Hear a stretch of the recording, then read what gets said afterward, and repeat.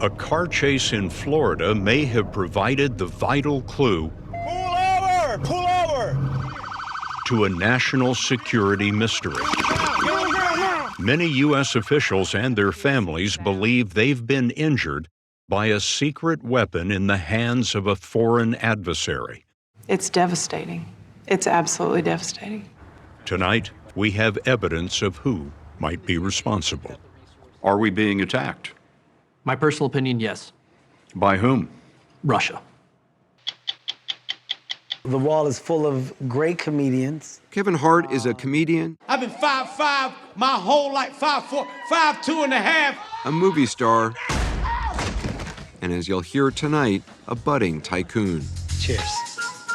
Are you a billionaire yet? None of your business, man. You trying to get me robbed? Get out of here, man. You trying to get me knocked in my goddamn head?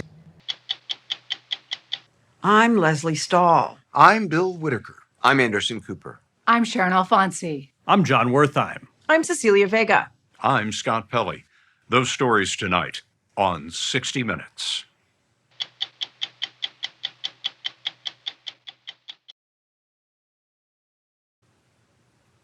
Tonight, we have important developments in our 5-year investigation of mysterious brain injuries reported by U.S. national security officials. The injured include White House staff, CIA officers, FBI agents, military officers, and their families. Many believe that they were wounded by a secret weapon that fires a high-energy beam of microwaves or ultrasound. This is our 4th story, and as we reported in March, we now have evidence of who might be responsible. Most of the injured have fought for America, often in secret, and they're frustrated that the U.S. government publicly doubts that an adversary is targeting Americans. One of them is Carrie. We're disguising her and not using her last name because she's still an FBI agent working in counterintelligence. She says in 2021, she was home in Florida when she was hit by a crippling force. And bam, inside my right ear, it was like a dentist drilling on steroids. That feeling when it gets too close to your eardrum, it's like that, times 10. It was like a high-pitched metallic drilling noise, and it knocked me forward at like a 45-degree angle this way. She says she was by a window in her laundry room. My right ear was line of sight to that window while this thing was happening in my ear. And when I leaned forward, it didn't knock me over, but it knocked me forward. I immediately felt pressure, and pain started coursing from inside my right ear, down my jaw, down my neck, and into my chest. At the same time, FBI agent Carrie told us the battery in her phone began to swell until it broke the case. Finally, she passed out on a couch. Because of chest pain, she was checked by a cardiologist and then returned to duty. And I remember complaining to my colleagues for months after that. I felt like I had early Alzheimer's. Short-term memory, long-term memory, confusing memories, multitasking. My baseline changed. I was not the same person. Carrie's story matches those we've uncovered over the years. It was like this piercing feeling on the side of my head. It was like, I remember it was on the right side of my head, and I got like vertigo. Olivia Troy was Homeland Security Advisor to Vice President Mike Pence. In our 2022 report, she told us she was hit outside the White House. And then severe ear pain started. So I liken it to if you put a Q-tip too far and you bounce off your eardrum. Well, imagine taking a sharp pencil and just kind of poking that. And this man told us he was among the first publicly known cases in 2016 from our embassy in Cuba. That's how the incidents became known as Havana Syndrome. He's medically retired from an agency we can't name, blind in one eye and struggling for balance. What we're hearing about now is a major medical study for the government was led by Dr. David Railman of Stanford University. In our 2022 report, he told us, what we found was, we thought, clear evidence of an injury to the auditory and vestibular system of the brain. Everything starting with the inner ear, where humans perceive sound and sense balance, and then translate those perceptions into brain electrical signals.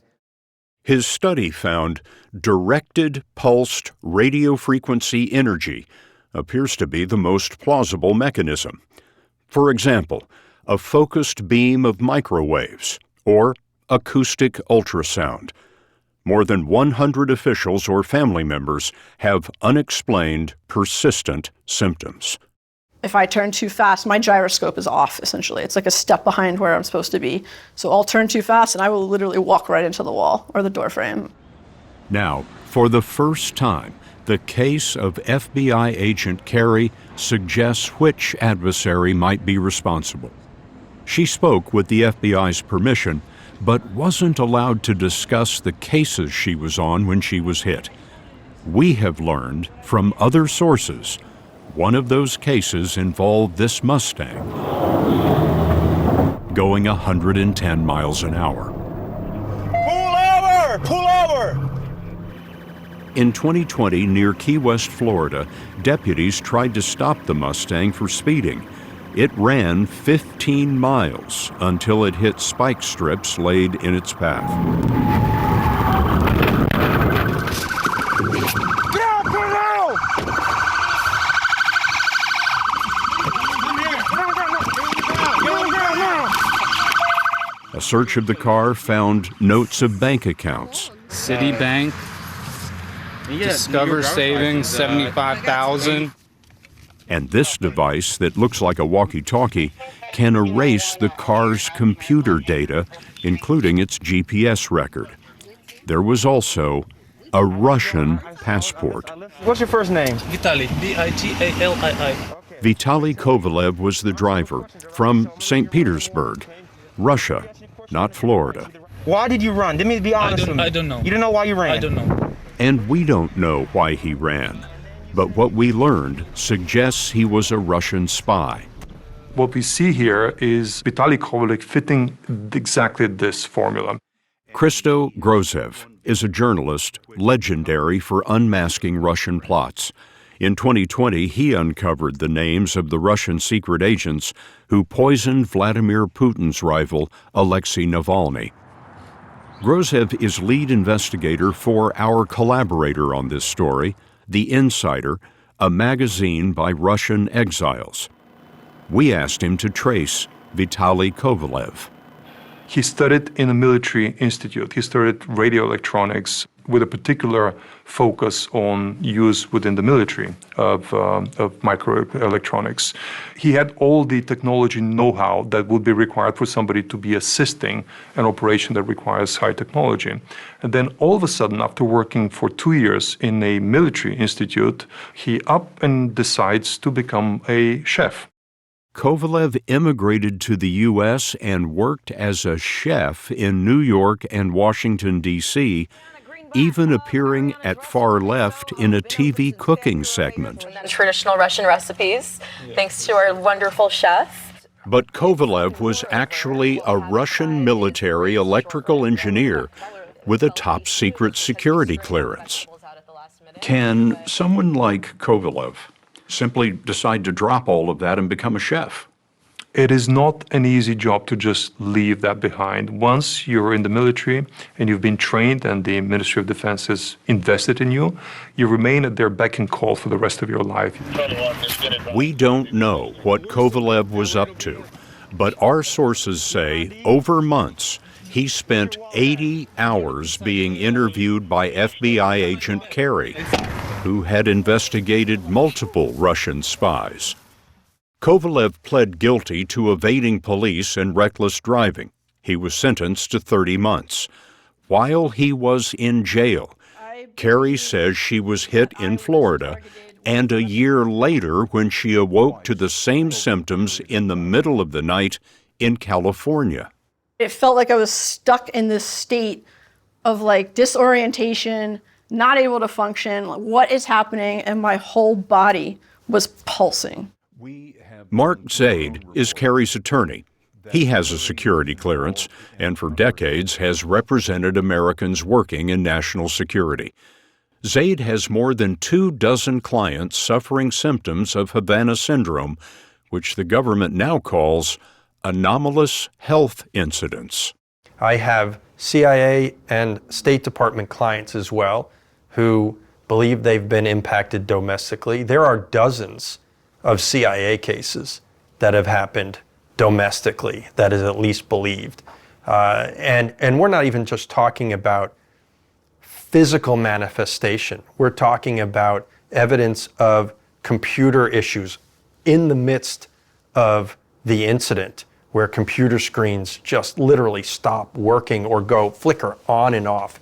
Do you know whether there are other FBI agents who have also suffered from these anomalous health incidents? There are other FBI agents and personnel, not just agents, analysts. I represent one other FBI person who was impacted in Miami. And I also know of FBI personnel who believe they were hit overseas in the last decade. Were any of these members of the FBI counterintelligence people in addition to Kerry? The one thread that I know of with the FBI personnel that is common among most, if not all, of my clients, other than the family members connected to the employee, was they were all doing something relating to Russia. Vitaly Kovalev served his time and in 2022 went back to Russia, ignoring American warnings that he was in danger because he'd spent so much time with the FBI. Christo Grozev found this death certificate from last year, which says Kovalev was killed at the front in Ukraine. Do you think Kovalev was sent to Ukraine as a punishment? One theory is that he was sent there in order for him to be disposed of. Is Kovalev really dead, or is this another cover story? That is a very good question, and we actually worked on both hypotheses for a while. I do believe at this point that he was dead. We're dealing with energy weapons. It's not going anywhere. Look how effective it's been. It's next generation weaponry, and unfortunately, it's been refined on some of us, and we're the test subjects. When we come back, you will hear from the Pentagon official who led a global investigation into who is targeting Americans.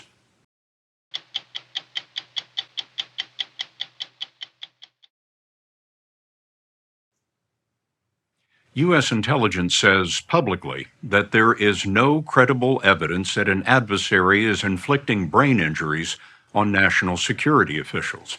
And yet, more than 100 Americans have symptoms that scientists say could be caused by a beam of microwaves or acoustic ultrasound. The Pentagon launched an investigation run by a recently retired Army lieutenant colonel. In March, Greg Edgreen spoke publicly for the first time. Are we being attacked? My personal opinion, yes. By whom? Russia. Greg Edgreen ran the investigation for the Defense Intelligence Agency. He would not discuss classified information, but he described his team's work from 2021 to 2023. We were collecting a large body of data ranging from signals intelligence, human intelligence, open source reporting, anything regarding the internet, travel records, financial records, you name it. Unfortunately, I can't get into specifics based on the classification, but I can tell you at a very early stage, I started to focus on Moscow. Can you tell me about the patterns you began to see? One of the things I started to notice was the caliber of our officer that was being impacted. This wasn't happening to our worst or our middle range officers. This was happening to our top 5, 10% performing officers across the Defense Intelligence Agency. And consistently, there was a Russia nexus. There was some angle where they had worked against Russia, focused on Russia, and done extremely well. What has been the impact on American national security? The impact has been that the intelligence officers and our diplomats working abroad are being removed from their posts with traumatic brain injuries. They're being neutralized.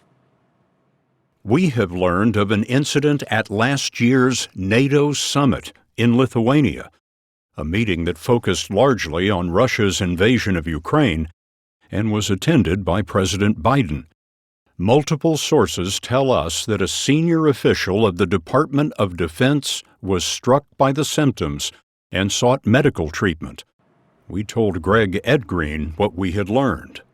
It tells me that there are no barriers on what Moscow will do, on who they will attack, and that if we don't face this head on, the problem is going to get worse. The problem first appeared in public in 2016. U.S. officials reported being hurt in Cuba, and the incidents became known as Havana Syndrome. But we have learned it started 2 years earlier, when at least 4 Americans reported symptoms in Frankfurt, Germany. There is also evidence of what could be revenge attacks. For example, in 2014, 3 CIA officers were stationed in Ukraine, Vladimir Putin's obsession. 2014 was the year that a popular revolt overthrew Putin's preferred leader. Later, those CIA officers went on to other assignments and reported being hit, one in Uzbekistan, one in Vietnam, and the third officer's family was hit in London. If it is Russia, investigative reporter Christo Grozev believes he knows who's involved. In 2018, Grozev was the first to discover the existence of a top-secret Russian intelligence unit which goes by a number, 29155. These are people who are trained to be versatile assassins and sabotage operators. They're trained in counter-surveillance, they're trained in explosives, they're trained in using poison and technology equipment to actually inflict pain or damage to the targets. Grozev works with our collaborators on this report, a magazine called The Insider and Germany's Der Spiegel. He has a long track record uncovering Russian documents, and Grozev says he found one that may link 29155 to a directed energy weapon. And when I saw it, I literally had tears in my eyes because it was spelling out what they had been doing. It's a piece of accounting. An officer of 29155 received a bonus for work on, quote, potential capabilities of non-lethal acoustic weapons, which told us that this particular unit had been engaged with somehow, empirical tests of a directed energy unit. There it is. There it is. Written down in black and white. It's the closest to a receipt you can have for this. We've also found that Russia's 29155 may have been present in Tbilisi, Georgia, when Americans reported incidents there. Do you believe that you were attacked? Absolutely. She asked us to withhold her name for her safety. She is the wife of a Justice Department official who was with the embassy in Tbilisi. She's a nurse with a PhD in anesthesiology. On October 7th, 2021, she says that she was in her laundry room when she was blindsided by a sound. As I'm reaching into the dryer, I am completely consumed by a piercing sound that I can only describe as when you listen to a movie and the main character is also consumed by the sound after a bomb goes off. That is similar to the sound that I heard, and it just pierced my ears, came in my left side, felt like it came through the window into my left ear. I immediately felt fullness in my head and just a piercing headache. And when I realized that I needed to get out of the laundry room, I left the room and went into our bedroom next door and projectile vomited in our bathroom. We have learned that hers was the second incident that week. Sources tell us earlier in the neighborhood, a U.S. official, their spouse, and child were hit. We have also learned of a phone call that was intercepted nearby. A man says in Russian, "Is it supposed to have blinking green lights?" And, "Should I leave it on all night?" We have no idea what he was talking about, but the next day, the incidents began. Sources tell us that an investigation centered on this Russian, Albert Averyanov. His name, on travel manifests and phone records, appears alongside known members of Unit 29155. He is also the son of the commander. He was groomed to become a member of the unit since he was 16. His number is in the phone books of all members of the unit. Clearly, he's more than just the son of the boss. He's a colleague of these people. Grozev found Albert Averyanov's phone was turned off during the Tbilisi incidents, but our sources say there is evidence someone in Tbilisi logged into Averyanov's personal email during this time. Most likely, Grozev believes Averyanov himself, placing him in the city. We believe members of Unit 29155 were there in order to facilitate, supervise, or maybe even personally implement attacks on American diplomats, on American government officials, using an acoustic weapon. After you were able to get out of the laundry room, call your husband, what did you do then? I went downstairs. I first looked on our security camera, which is right beside our front door, to see if anyone was outside. There was a vehicle right outside of our gate. I took a photo of that vehicle and noticed that it was not a vehicle that I recognized, and I went outside. Did you see anyone around the vehicle? I did. We sent you a photograph of Albert Averyanov, and this is the picture that we sent you. You did. And I wonder if that looks anything like the man you saw outside your home. It absolutely does.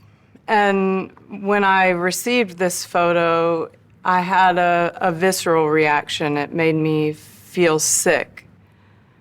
I cannot absolutely say for certainty that it is this man, but I can tell you that even to this day, looking at him makes me feel that same visceral reaction, and I can absolutely say that this looks like the man that I saw in the street.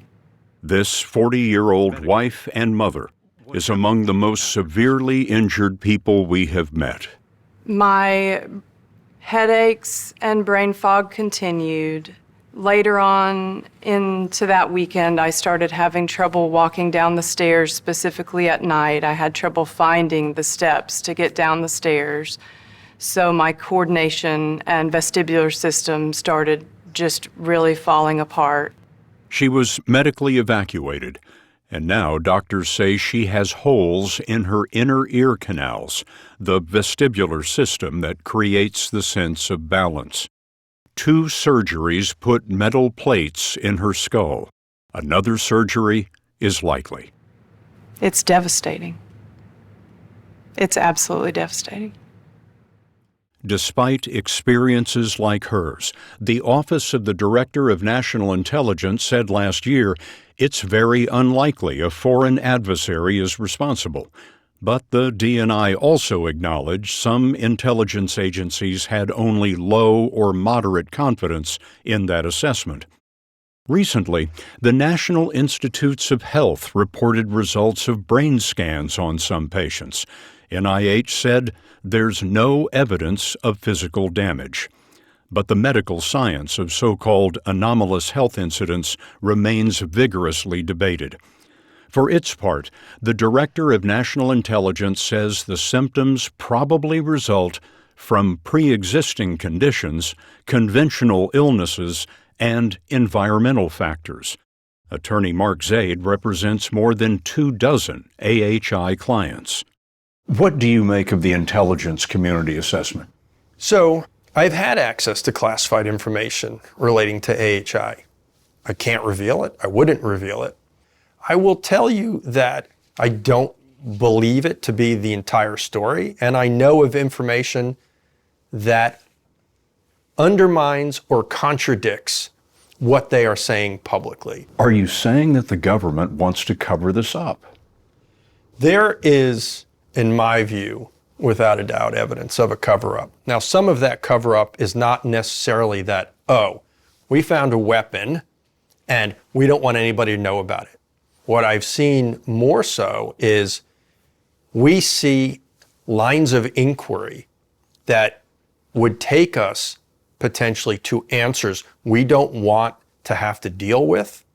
So we're not going to explore any of those avenues. You know, if my mother had seen what I saw, she would say it's the Russians, stupid. Greg Edgreen, who ran the military investigation, told us he had the Pentagon's support. But in the Trump and Biden administrations, he says, the bar for proof was set impossibly high. I think it was set so high because we did not, as a country and a government, want to face some very hard truths. And what are those? Can we secure America? Are these massive counterintelligence failures? Can we protect American soil and our people on American soil? Are we being attacked? And if we're being attacked, is that an act of war? After what he learned in his classified investigation, Greg Edgreen retired from the Army to start a company to help the victims. He hopes to channel government contracts into treatment programs. As with all spy stories, much is classified and what remains is circumstantial. None of the witnesses tonight wanted to speak. Some fear for their families. But all felt compelled to shine a light on what they see as a war of shadows, a war America may not be winning.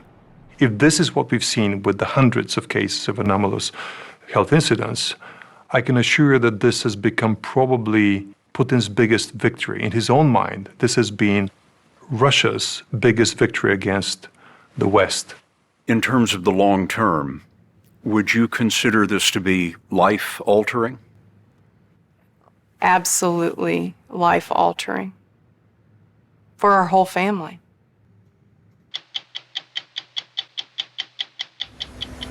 A suspected attack on Americans before Vice President Harris arrived in Vietnam. I believe Russia is assisting other governments. At 60minutesovertime.com.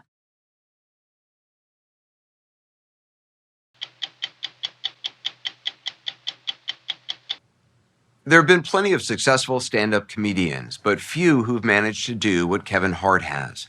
In addition to becoming a bankable movie star, he's also built an entertainment and business empire. And in March, at 44, he was awarded the Mark Twain Prize for American Humor, as close to a Lifetime Achievement Award as you can get.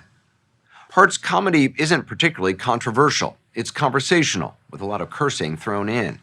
He tells revealing stories about his wife and 4 kids, his embarrassing insecurities, and his many shortcomings.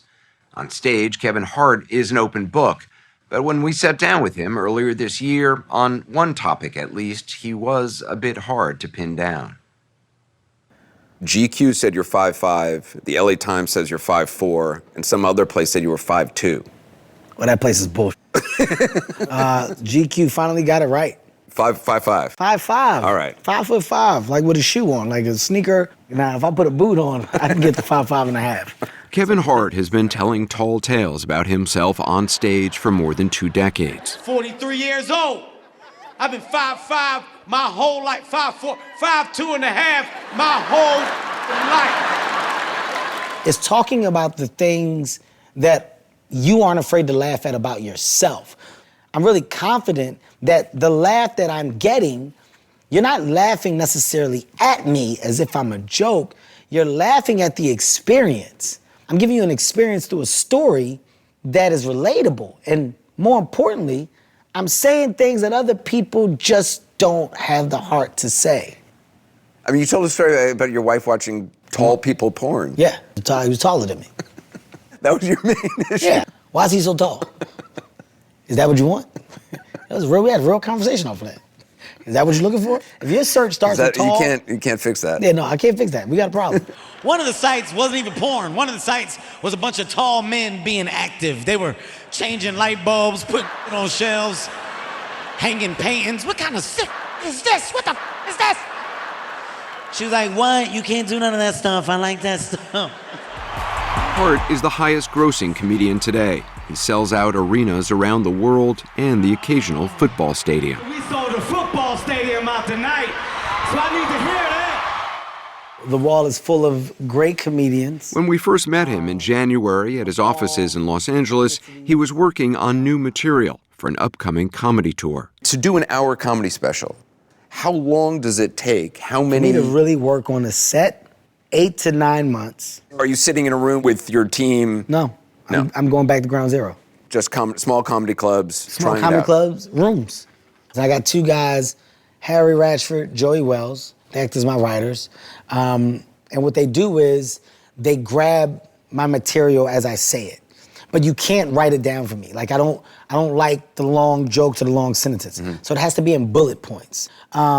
Travel, bad. Bad travel. Why bad travel makes me drive. Driving. Good versus bad. Everything has a good and a bad. My rule is when I get on stage, I would much rather have the dismantled picture in my head of kind of what I think it is and it not be good and then figure it out in real time and walk off stage and go, it was something there. A few hours later, 3,000 people showed up in Pasadena to hear Hart figure out his new jokes on stage.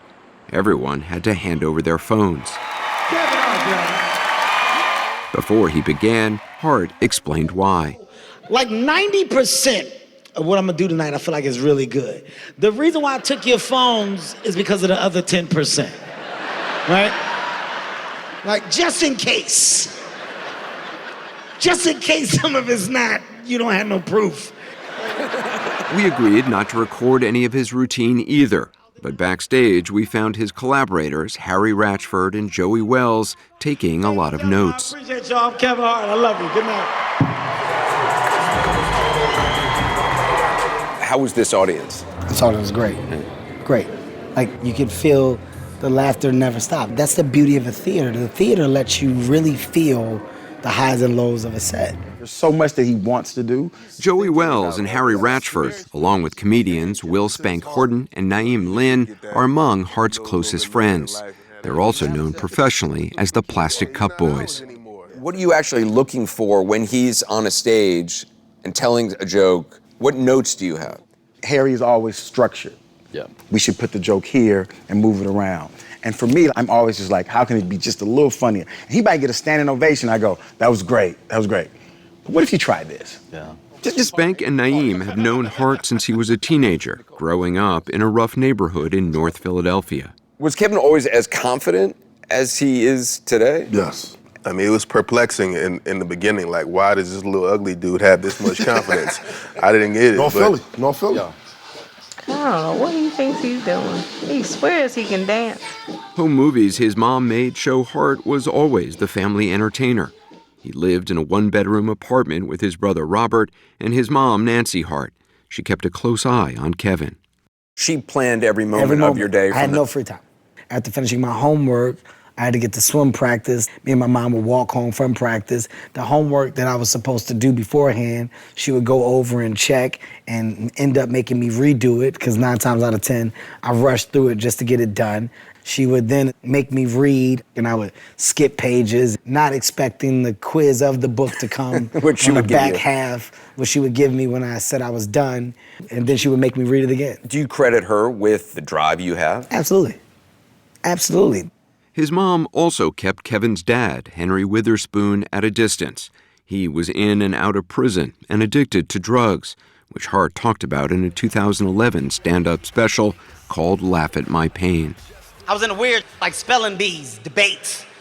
Now here's the thing, my dad would show up at my events and treat them as if they were athletic events. First of all, you can't cheer for no kid at a spelling bee. It's a spelling bee. It's quiet. I'm focused. I'm in the middle of spelling a very difficult word. My dad shows up late, busts through the back door, high as hell, making cokehead noises, all right? Once again, I cannot make this up, all right? This is all I heard. I'm in the middle of spelling some. Out of nowhere, all I heard was, all right, all right, all right. Yeah! The actual details of stuff he did are really heartbreaking. Yeah. And yet, you tell it in a way that's funny. Is it heartbreaking to you? No, because it must have been at the time. I see it for what it was. As a kid, that's dad. By the way, in my environment, that's the norm. It's normal to see a parent drunk or whatever. Your dad, even in the depths of his drug use, he wanted to see you and your brother. Absolutely. There was a period where he disappeared, but I didn't see him in a long time. And I saw him on the subway, and he was in bad shape. And I was like, Dad? He turned around and saw me, and doors opened, my dad walked off and ran. Later told me I ran because it just hurt me for you to see me like that, and that was one of his key factors into going and getting help. Hart was eventually able to help his dad get clean before he died in 2022. My dad is crazy. Kevin said his father loved to hear the stories he told about him in front of thousands of people. So we talk about my dad, we celebrate my dad. But when Hart started doing stand-up at 18, he struggled to find places to perform. You would take gigs wherever you could get them. Like you're talking bowling alleys, you're talking cabarets, strip clubs. I did Is there play a lot strip of clubs. comedy in strip clubs? No, and it's a white thing, there's a lot, no. I don't know who thought that comedy and strippers mix. But I remember one of the most heartbreaking moments for me on stage is like, in the middle of my set. This was at a strip club? And I remember hearing this lady going, oh, baby. After you told the joke? Oh, baby. like basically.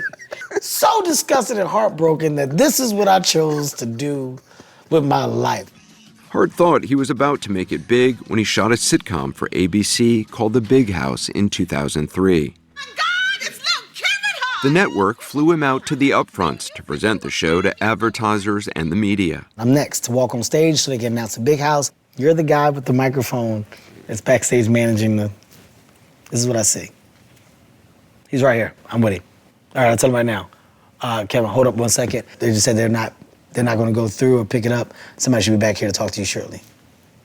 What does that mean? The guy with the microphone is telling you that your series is not being picked up by the network. Not the network exec. Not the CEO of Disney coming out saying, hey. No. A guy named Barry in the back holding the curtain.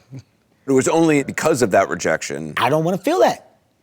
I don't like that you gotta hire me when you're ready.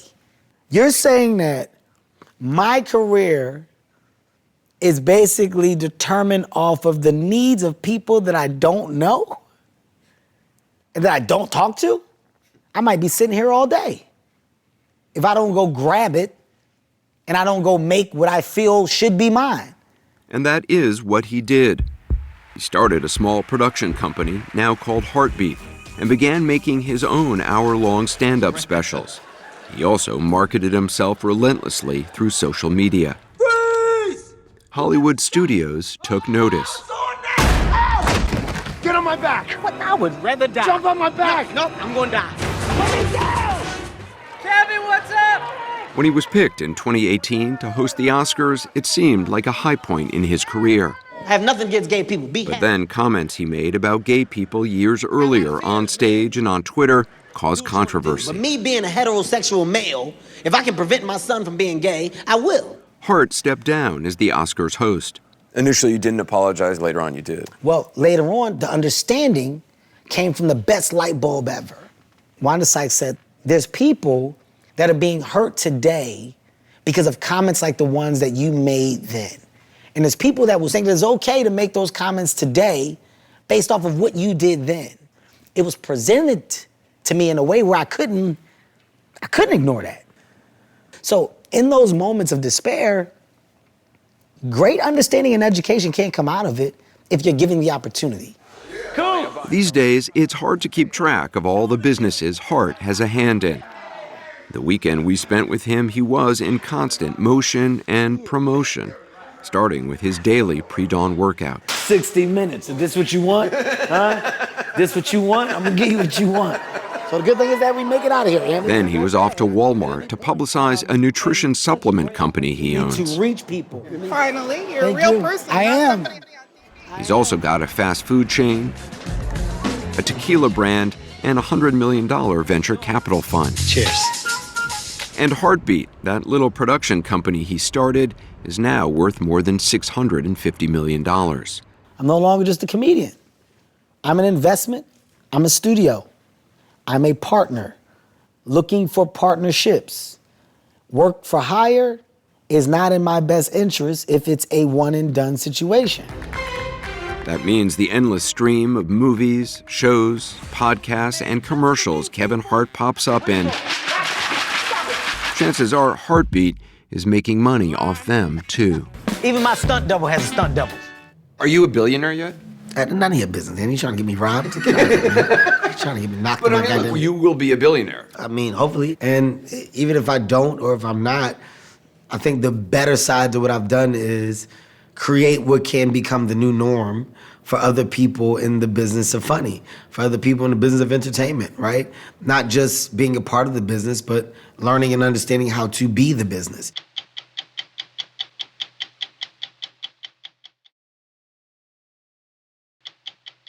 I'm Bill Whitaker.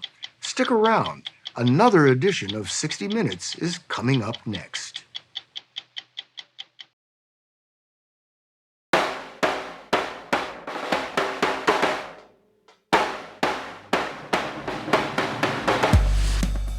So when you look out there and you see all that green, what do you think? I see money leaving America. Pure insanity. You're noticing mis and disinformation on your own social media. This is the world we're taking in, and we can make impacts and try to improve it. Is this a battle of rich versus poor? In part it is. Black versus white? In part it is. If you're not willing to protect a place like this, then what are you willing to protect?